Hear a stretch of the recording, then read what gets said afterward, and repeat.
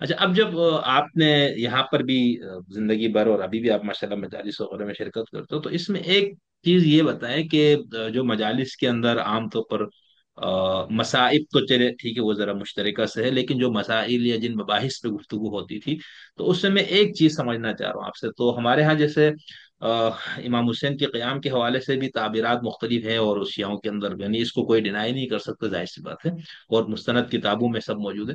لیکن اب جو دور آیا اس میں ایسا لگتا ہے جیسے ان کی صرف ایک انقلابی اور سیاسی تعبیر پہ زور ہو گیا ہے. تو کیا آپ کو بھی یاد ہے کہ آپ کے بچپن سے لے کر ابھی تک جو آپ مجالس سنتے رہے اس کے اندر اس پہلو پہ اتنا زور دیا جاتا تھا، یا یہ انقلاب ایران کے بعد جو اس کو بہت زیادہ فوکس کیا گیا اس حوالے سے، تو یا اس میں یہ تبدیلی آئی؟ جی جی، یہ بہت اچھا سوال ہے۔ میرا خیال ہے کہ زمانے کے ساتھ جو ہے لوگوں کے موضوعات بدلتے رہتے ہیں۔ دیکھیں، میں اتنا زیادہ پرانا نہیں ہوں کہ انقلاب سے پہلے کی مجالس مجھے یاد ہو۔ نہیں وہ آپ کو یاد انقلاب نہیں، سے لیکن پہلے اب پیدا تو ہو گیا ہاں تھا۔ میں نہیں نہیں، میں یہاں پر ویسے ایک ضمنی بات کر دوں، کیونکہ انقلاب کے جی کافی عرصے بعد تک بھی پاکستانی شیعوں میں انقلاب ایران کے حوالے سے کوئی اتنی زیادہ آگاہی یا اس طرح کی چیزیں نہیں تھی. یہاں پر وہ روایتی ہندوستانی تشیع ہی کی چیزیں جی موجود تھیں. جی۔ تو اس ایک وجہ تو سے یہ میں کہ آپ کو جو اس سے پہلے موضوع نہیں لے کے جا رہا ہوں. جی، ایک تو یہ کہ موضوعات کے حساب سے جو اشرے پڑھنے شروع کیے تھے، وہ میری معلومات کے مطابق، ہو سکتا ہے میں غلط ہوں، وہ علامہ رشید ترابی نے کیے تھے۔ اچھا. اس سے پہلے ایران عراق میں بھی کہیں اور اس طرح نہیں ہوتا تھا، وہاں مجالس ضرور ہوتی ہیں امام حسین کے غم میں، اور بعض لوگوں نے دن بھی مقرر کیے ہوئے ہیں کہ کس دن کون سی مجلس، جیسے آج 7 تاریخ ہے پاکستان میں، ہوں.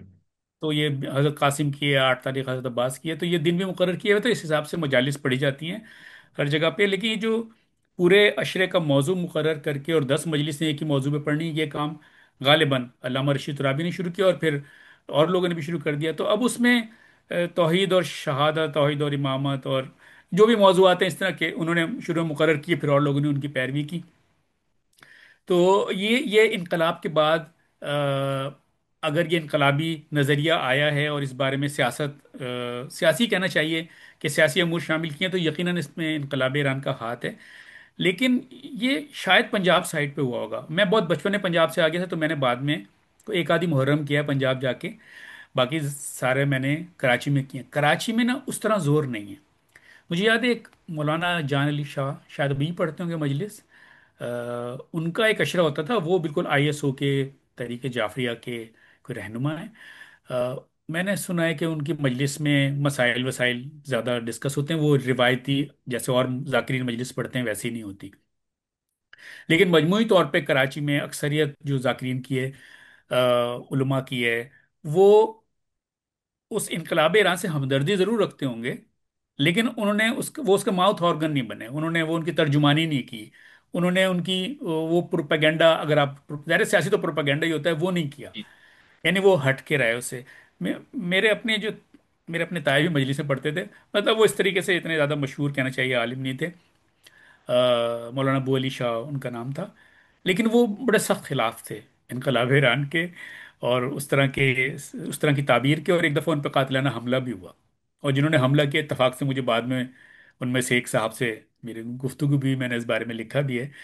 لیکن یہ کہ مجھے پتہ چلا کہ علامہ حکیم بوترابی، طالب جوہری، ضمیر اختر تو شاید سخت ہاں یہ خلاف نہیں. تھے، ان پہ حملے بھی ہوئے ہاں ہیں کئی۔ یہ نہیں. تو کافی کافی علماء تھے وہ اس لائن سے، اس سیاسی لائن سے ہٹے ہوئے تھے، وہ اس سے اس کے بازو کا تو مذاق اڑا دیتے تھے یا تنقید کرتے تھے، لیکن وہ اپنا ایک الگ لائن رکھتے تھے، اور وہ ان سے انقلاب والی بات سے متفق نہیں تھے۔ لیکن ایک بات میں اور آپ کو بتاؤں گا کہ آپ نے اگر جوش میں علی آبادی کے مرثیے سنے ہوں اور میر انیس کے مرثیے پڑھے ہوں، ان میں بہت بڑا فرق ہے۔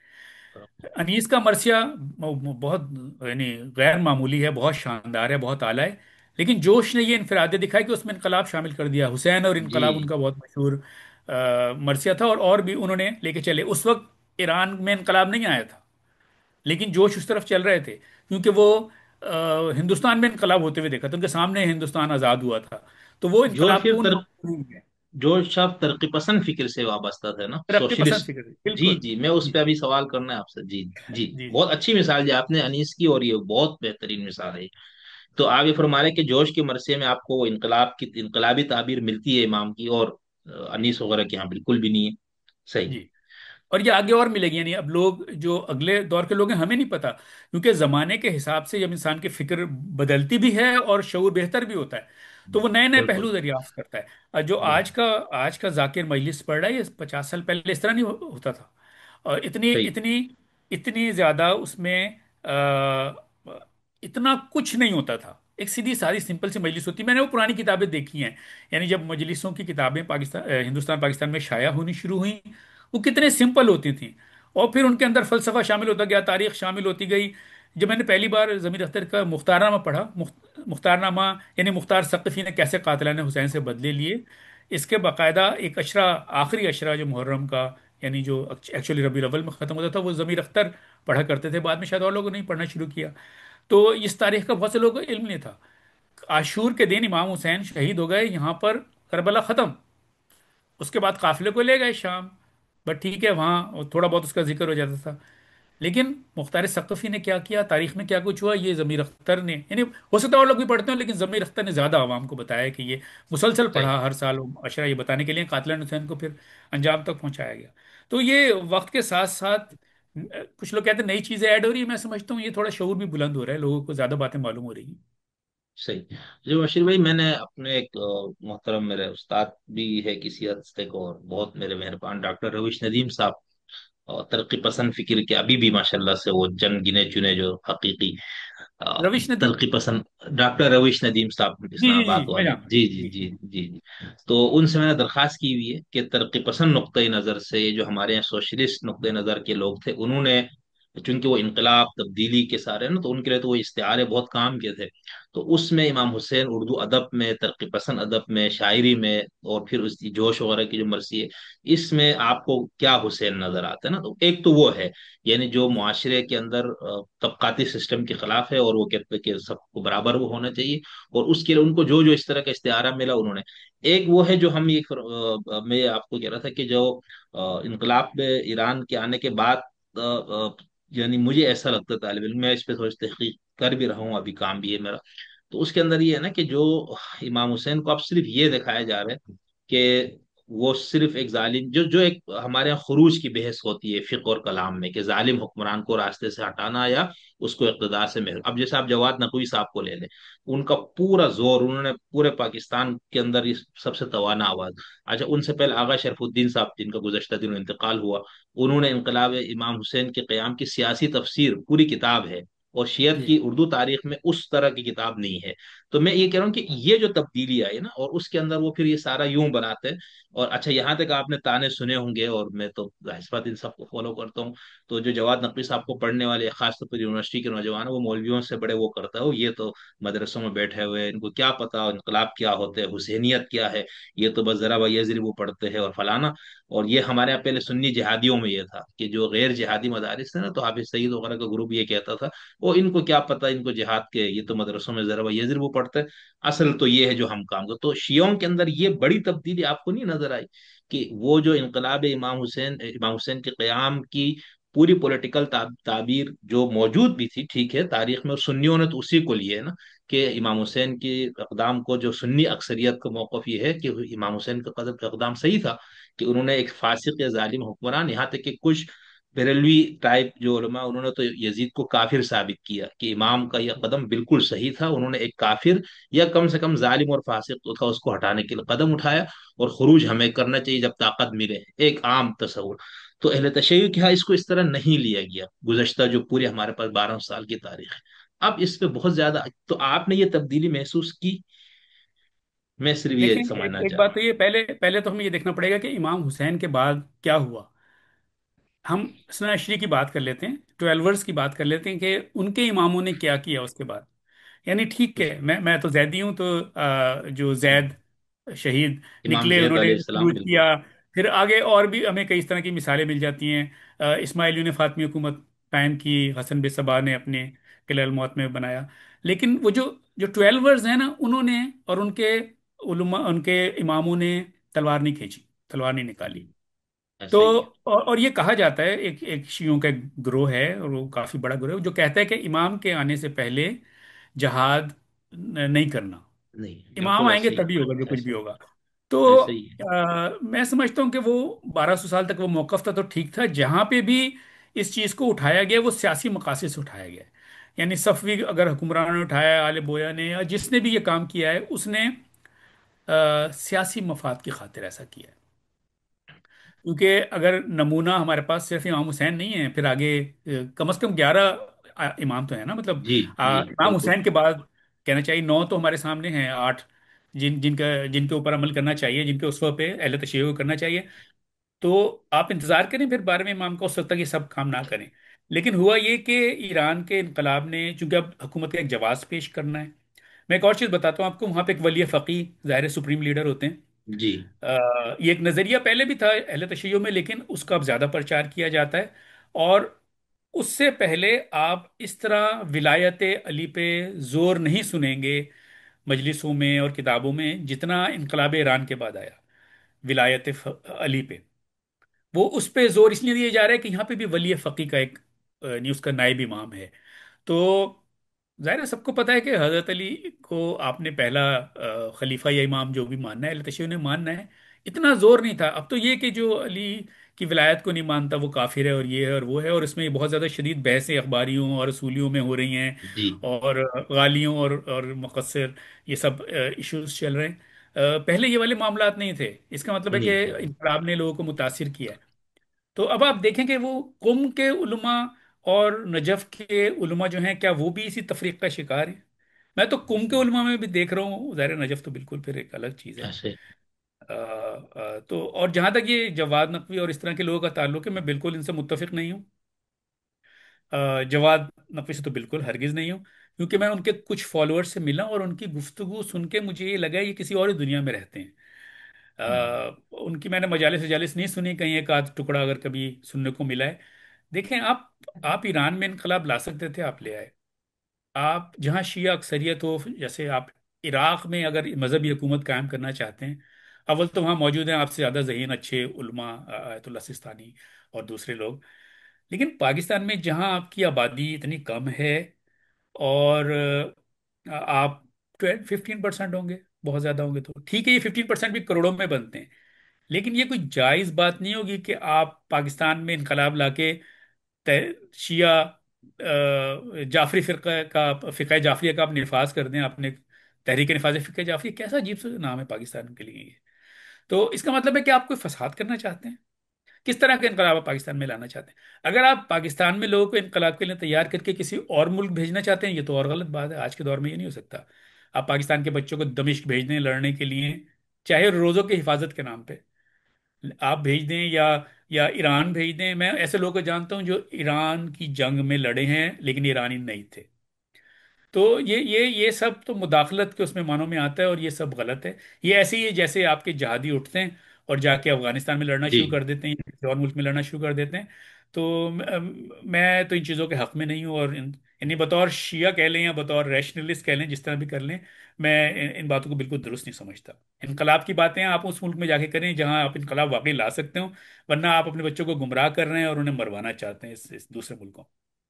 सही। अब देखना मुबशीर भाई, यहाँ पर जो मैं तो इसको समझाने के लिए तो जो नजफी स्कूल है उनके यहाँ इमाम यानी इस्लामी हुकूमत का क़याम के फर्ज होना ये कोई नहीं है। वो कहते हैं इमाम यानी शियत की तो बुनियाद ये थी कि भाई खुदा के नाम पे हुक्मरानी करने के लिए मासूम और मनसूस का होना जरूरी है। जी गैर मासूम खुदा के नाम पे हुकूमत करेगा तो उसमें अदल नहीं होगा, जुल्म भी होगा, ये सब तो फिर अल्लाह के नाम पे तो बहुत मुश्किल काम है ना। और ये बहुत खूबसूरत था नजरिया, मतलब ये कतः नजर इसके कि वो अकीदे के लिहाज से क्या कुछ है, लेकिन मैं कह रहा हूँ कि भाई खुदा के नाम पर हुकूमत ऐसा शख्स कर सकता। अब 12वें की बात तो वो नहीं है, वो गीबत में है। अब खुदा के नाम पर हुकूमत कायम होगी जब वो वापस आएंगे, उनका ज़ुहूर होगा। अच्छा, नजफ का स्कूल इसी पे खड़ा है, इसीलिए वो इनकलाब और इस पे कुछ वो नहीं। लेकिन यहाँ पर चूंकि इनकलाब आ गया, फिर बाद में इमाम खोमेनी सारा उसके लीडर बने, तो लेकिन अब ये बहुत जोर नजर आता है ना। ये आपने पता नहीं मुशाहिदा किया नहीं कि मैं तो तालिब इल्म के तौर पर इसका मुशाहिदा ना सिर्फ किया है बल्कि अभी भी कर रहा हूँ। अभी परसों पता नहीं किसी ने ये लिखा था कि जो लोग अपनी मजालिस में इनकलाब और ये चीजें हमवार करने की बात नहीं करते तो वो सेकुलरिज्म और इल्हाद को फरोग देने वाले हैं, कौम को सुलाने वाले। तो मैंने वो शेयर करके लिखा भाई इसका मतलब है कि तमाम आइम्मा जो है इमाम हुसैन का, तो सब के सब सेकुलरिज्म को फरोग दे रहे थे। उन्होंने कोई इससे इनकलाब बरामद नहीं किया, बल्कि इमाम जैद अलैहिस्सलाम जिनके आपने वो किया उस पे भी مسئلہ ہے, یعنی وہ زیدی تو بنا ہی اس بنیاد پہ کہ امام وہ ہوتے جو ظالم کے خلاف قیام کرے, اسی لیے تو انہوں نے جی واقعہ امام اور بالکل ایک الگ ان کا فرقہ بن گیا. تو یہ جو اب گزشتہ سال آپ کو یاد ہے نا نشتر پارک میں طباطبائی صاحب کا وہ جو کہ وہ اس بات پہ ان کے خلاف بہت وہ ہوا کہ انہوں نے کہا بھائی یہاں سیاسی اشتہاریں نہیں لایا کرو, یہ مجالس حسینی ہے, یہاں پر امام حسین اور ان کا ذکر ہوگا. تو یہ بہت بڑی, مجھے تو ایسا لگ رہا تھا کہ اس طرح کی تبدیلی, لیکن آپ مجھ سے زیادہ جانتے ہیں, تو میں نے اس لیے یہ سوال آپ سے بار بار وہ کیا تھا, یعنی وہ کہ یہ جو تبدیلی ہے اس کو آپ نے مشاہدہ کیا یا نہیں کیا, اور کس طرح سے. دیکھیں میں تو میرے لیے بہت مشکل ہے اپنے آپ کو یہ اس بات پہ قائل کرنا کہ ایک کوئی مسیحا یا کوئی امام آئے گا. ہوں. نہیں, آ، آپ کے لیے تو. تو اس طرح اگر میں یہ بات کرتا ہوں تو پھر میں تو شیعہ سے شیعت سے فارغ ہو گیا ہوں. مجھے کوئی شیعہ ماننے کو تیار نہیں ہوگا. اب جو میں بات بتانے کی کوشش کرتا ہوں ریشنلسٹ لوگوں کو, ملحدین کو, یا جو بھی فری تھنکرز ہیں, کہ جب میں کہتا ہوں کلچر الگ ہے مذہب الگ ہے, تو مذہب کا مطلب ہے عقیدہ. تو اگر آپ کا عقیدہ ہو کہ ایک 12ویں امام نے آنا ہے تو آپ شیعہ ہیں. آپ اگر کہیں کہ جی میرا یہ عقیدہ نہیں ہے یا مجھے اس پہ میں تشکیک کا شکار ہوں, تو پھر آپ اس دائرے سے فارغ ہو جاتے ہیں. ہمارے ریشنلسٹ لوگ یہ نہیں سمجھ پاتے کہ کلچر اور عقیدے میں اس طرح کیا فرق ہے. تو وہ جو شخص بھی کالے کپڑے پہن لے اسے وہ شیعہ قرار دے کے اس کے خلاف تبرہ, وہ بھی تبرہ کرنا شروع کر دیتے ہیں. تو لیکن میں پھر بھی نجف اسکول آف تھاٹ جو ہے اس کی میں قدر کرتا ہوں. میں اسے بہتر مناسب سمجھتا ہوں کہ کیونکہ اس میں دیکھیں میں بلیو کروں یا نہ کروں, آپ بلیو کریں یا نہ کریں, لیکن وہ ایک امن کا راستہ ہے. وہ ایک ایسا راستہ ہے جو جنگ و جدل کی طرف نہیں جاتا, جو لڑائی کی طرف نہیں جاتا. کل کو اگر ایران کی حکومت, موجودہ حکومت, موجودہ رجیم اگر ختم ہو جاتا ہے تو کیا شیعت ختم ہو جائے گی؟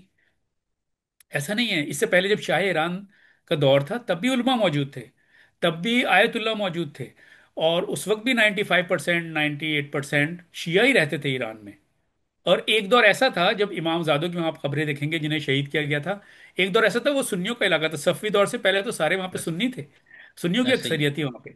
اب آپ بحرین میں دیکھیں وہاں 80% شیعہ ہیں, اور وہاں شیعوں کی حکومت نہیں ہے. آذربائیجان میں شاید 65% 70% شیعہ ہیں. وہاں ملا رجیم نہیں ہے لیکن وہ بھی شیعہ ہیں, پھر بھی چل رہے ہیں. تو کہنے کا مقصد یہ کہ کسی گورنمنٹ کو, کسی رجیم کو یہ نہیں سمجھنا چاہیے کہ یہی شیعت کی آخری امید ہے اور یہی ہے جو امام کے آنے کی راہ ہموار کرے گا, اور یہی ہے جو شیعوں کی بقا کا ضامن ہے. ایسا کچھ نہیں ہے. یہاں پہ امریکہ کے دیکھیں جسے اسلام کا دشمن آپ لوگ قرار دیتے ہیں, آپ لوگ سے مراد یعنی پاکستانی اور ایرانی اسے قرار دیتے ہیں. یہاں کے دیکھیں میرے علاقے میں ایک چھوٹا سا علاقہ ہے, بہت ناردرن ورجینیا, بہت بڑا نہیں, یہاں 3 امام بارگاہ ہیں, یہاں پہ اشرے چل رہے ہیں تینوں جگہ پہ, اور یہ انجمنیں موجود ہیں, ماتمی انجمنیں, اور یہاں جلوس نکلتے ہیں, اور اتنی بڑی تعداد میں لوگ آتے ہیں. ایک نیا امام بارگاہ ہمارے گھر کے پاس بن رہا ہے, اس پہ اچھا خاصا کنسٹرکشن ہو رہی ہے. مطلب کوئی پابندی نہیں ہے آپ کے نہیں ہے. پریکٹس کرنے پہ. مسئلہ وہاں پہ ہوتا ہے جب آپ کہتے ہیں آپ امریکہ میں ایران جیسے انقلاب لانے کی کوشش کریں گے, یہاں پہ پرابلم کریں گے, تو پھر آپ کے لیے مسئلہ ہوگا. تو اپنی حدود کا اندازہ ہونا چاہیے, اور اگر آپ کے پاس ایک بہت اچھا امن کے لیے نظریہ ہے کہ امام کے آنے تک آپ کو تلوار نہیں اٹھانی, جہاد نہیں کرنا, تو اس کا مطلب ہے کہ پھر آپ جس ملک میں رہتے ہیں اس کے لاس کی پابندی کریں اور اپنا اپنا اپنا پریکٹس کرتے رہیں ریلیجن, لڑائی کے بغیر. لیکن مبشر بھائی دیکھیں اب یہی بات, اسی کو تو وہ انقلابی لوگ کہتے ہیں کہ مبشر بھائی وغیرہ امریکہ اور کی مثال دیتے ہیں, ہم یہاں امام بارگاہیں بنا رہے ہیں, مسجد ہے, وہ کہتے ہیں یہ مذہب ہے, ہم تو دین کی بات کرتے ہیں, انقلاب امام حسین اور یہ سارا پیغمبر کی پوری یہ سیرت. سب جھوٹ تو ہے. مذہب دین ایک ہی ہوتا ہے, نہیں یہ کوئی الگ الگ چیز نہیں نہیں. جی جی. تو اس میں وہ یہ کہتے ہیں کہ جو عام آج کے دور میں مذہب کا تصور ہے کہ خدا اور انسان میں تعلق, اور اس میں رسومات, عبادات اور صدقہ خیرات, اور وہ جو بھی آپ, وہ کہتے ہیں اس کو تو کسی کو, ٹرمپ کو بھی مسئلہ نہیں ہے, کسی اور کوئی مسئلہ نہیں ہے, صدام کو بھی مسئلہ نہیں تھا دیکھو, لیکن جیسے ہی آپ لا الہ الا اللہ کا صحیح مفہوم لے آئیں گے, کوئی الہ نہیں, کوئی حاکم نہیں, کوئی حکومت نہیں, خدائی حکومت کے علاوہ, تو وہ جو انقلابی شیعہ, یعنی یہی چیز مودودی صاحب نے پیش کی, پولیٹیکل اسلام, قطب صاحب, یہ سب نے, اور سنی دنیا میں اس کا نتیجہ ہمارے سامنے آ گیا. اب وہی چیز انقلابی شیعوں کے یہاں سے آتی ہے نا, کہ بھائی یہ سب طاغوت, یعنی طاغوت کا جو کی اصطلاح ہے اس کو بہت زیادہ آپ دیکھیں گے جو انقلابی یا سیاسی تعبیر کرنے والے شیعہ حضرات وہ بہت استعمال کرتے ہیں, اور طاغوت سے مراد یہ ساری حکومتیں ہیں جتنی موجود ہے جو غیر اسلامی. تو یہ چیز بہت زیادہ شدت سے آپ یہ لوگ یہاں پر, اور بلکہ میں اس کے میں. جواب میں بس میں اس کے جی جی. جواب میں بس وہ ایک مثال پیش کروں گا. خارجی بھی ایسے ہی تھے. یہ سب لوگ جی اگر حضرت علی جی کے دور میں ایسا ہوتے ہی. نا، یہ سب جنگ نہروان میں خارجیوں کی طرف سے لڑتے. ہوں. تو اس لیے یہ اسامہ بن لادن بھی یہی چیز تھا، یہ ایسا ہی تھا. القاعدہ اسی طرح تھی. تو اگر کوئی شخص اس طرح کی باتیں کر رہا ہے، اس کا مطلب ہے کہ وہ اسی رستے پہ چل رہا ہے جس پہ خارجی چل رہے تھے، الہ حکم الا اللہ. اور آپ جو ہے حضرت علی پہ بھی تلوار اٹھانے کو تیار ہیں اور انہیں شہید کر دیا.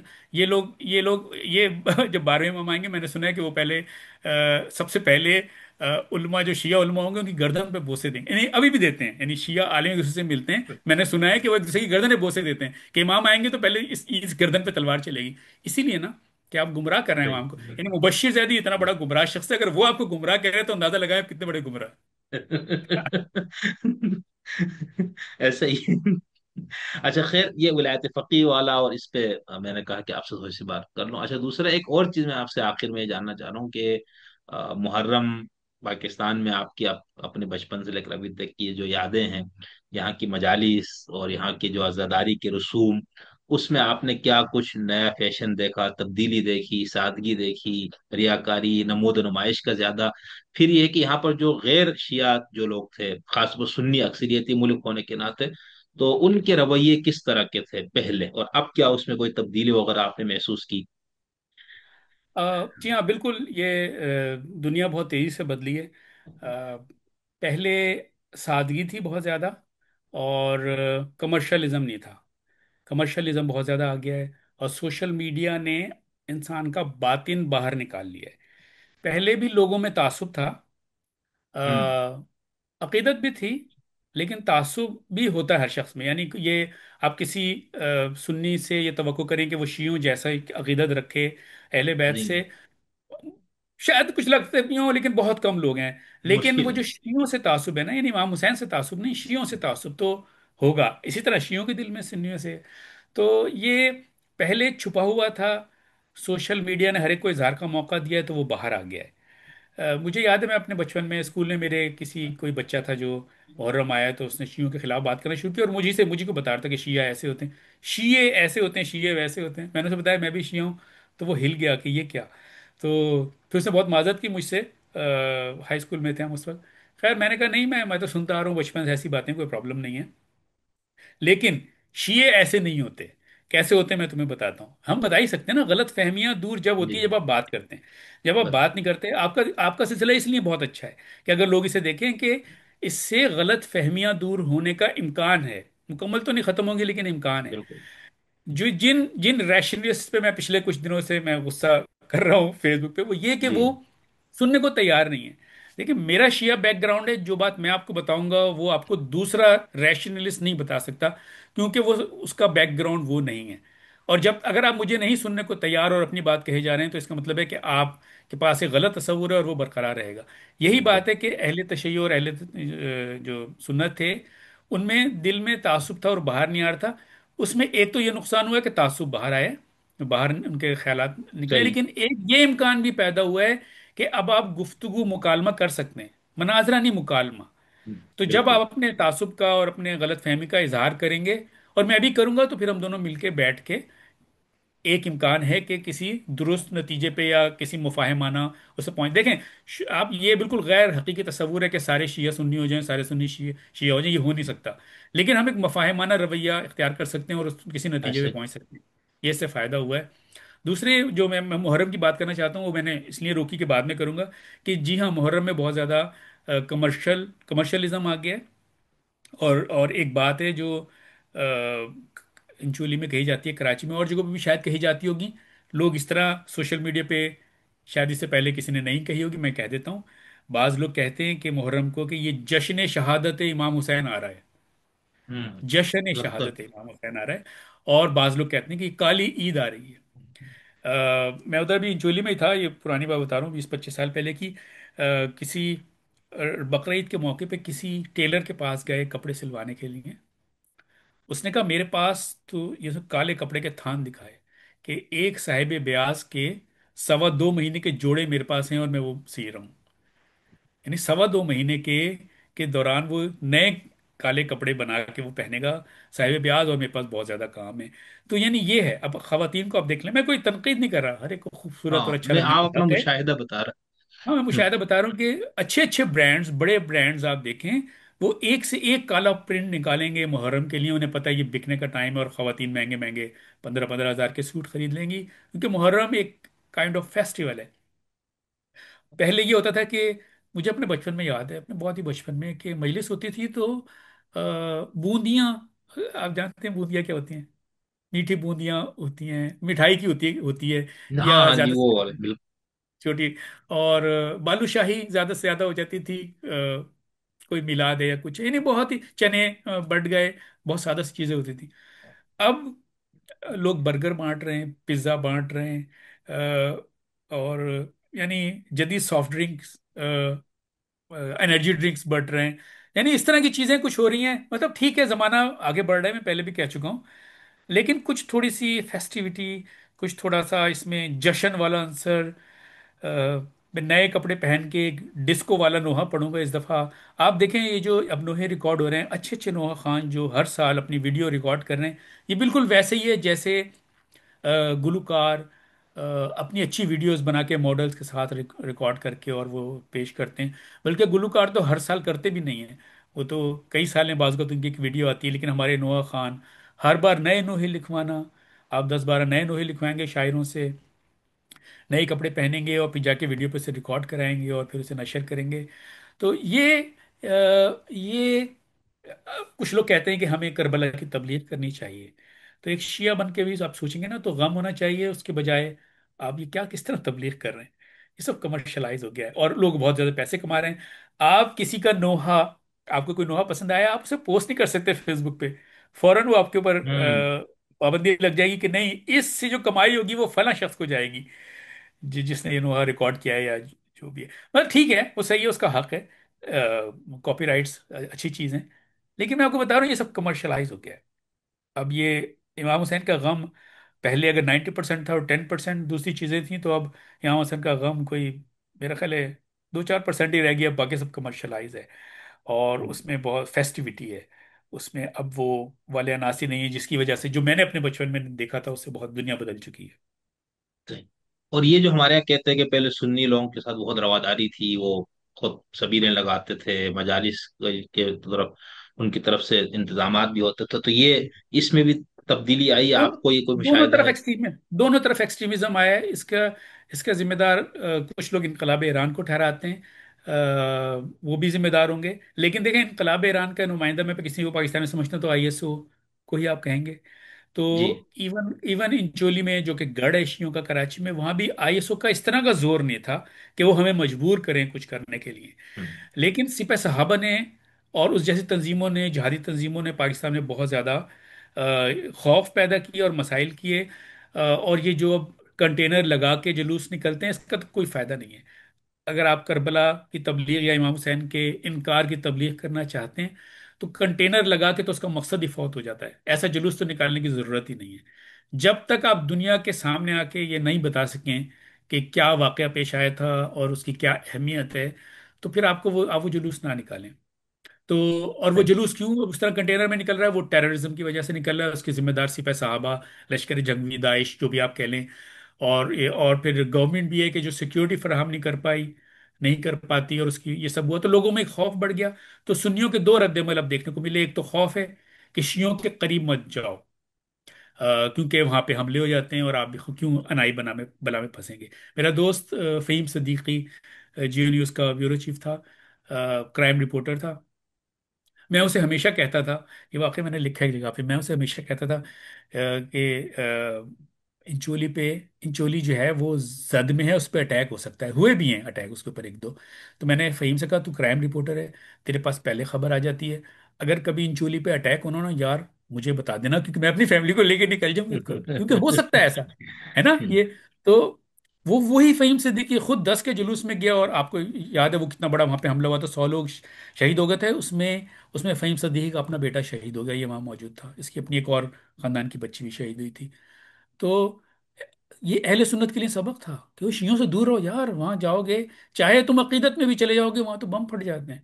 تو ایک تو یہ خوف پیدا ہوا، اور دوسرے نفرت پیدا ہوئی جو سپہ صحابہ ٹائپ کی تنظیموں نے پھیلائی کہ شیعہ تو کافر ہیں اور یہ تو بہت برے برے کام کرتے ہیں، اور اس کے ساتھ سوشل میڈیا پہ بہت زیادہ طوفان ایک آ گیا مس انفارمیشن کا، کہ شب عاشور کو اندھیرا کر کے پتہ نہیں کیا کرتے ہیں، یہ کرتے ہیں یعنی سب جھوٹ، سب بکواس. اور اس لیے کہ میں بھائی ذرا میرا شیعہ بیک گراؤنڈ ہے نا. اب میں ریشنلسٹ ہو گیا ہوں، کا مطلب یہ نہیں کہ میں ان جاہلانہ باتوں پہ بلیو کر لوں گا. ہاں بالکل. سب لوگ بہت مخلص ہو کے غم منایا کرتے تھے، ابھی بھی خلوص ہے تو صحیح. کمرشلائز ہو گیا ہے، لیکن اس کا مطلب یہ نہیں کہ کوئی برے کام ہونا شروع ہو گئے. تو شیعہ اتنے ہی کافر ہیں جتنے سنی کافر ہیں، یقین کریں آپ. اتنے ہی ایکسٹریمسٹ ہیں جتنے سنی ایکسٹریمسٹ ہیں. اتنے ہی گمراہ ہیں جتنے سنی گمراہ ہیں. دونوں بالکل ایک جیسے ہیں. لیکن اگر آپ اسی طریقے سے ٹینشن میں جینا چاہتے ہیں، غصے میں جینا چاہتے ہیں، اپنی زندگی اور دوسروں کی زندگی حرام کرنا چاہتے ہیں، تو کوئی آپ کو روک نہیں سکتا.